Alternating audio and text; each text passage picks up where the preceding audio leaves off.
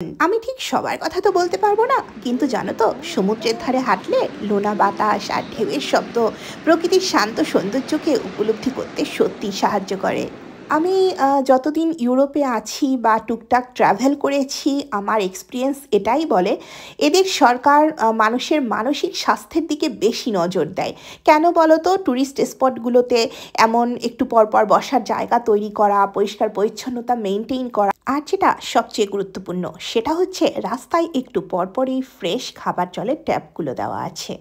এখানে ইউরোপে না ফ্যামিলি নিয়ে ঘুরতে যাওয়াও একটা সময়ের মধ্যে পড়ে।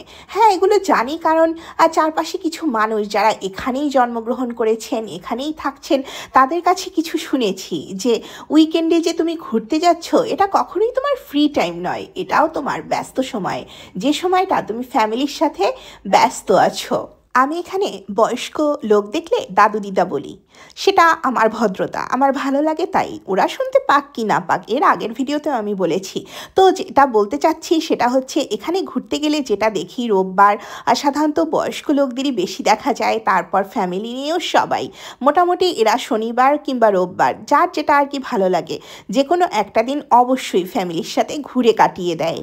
এবার আমাকে রাখতে হবে, কারণ ভিডিও না হলে বড় হয়ে যাবে, কারণ এই গল্প আরও বাকি আছে, সেটা শেয়ার করব এর নেক্সট পার্টে।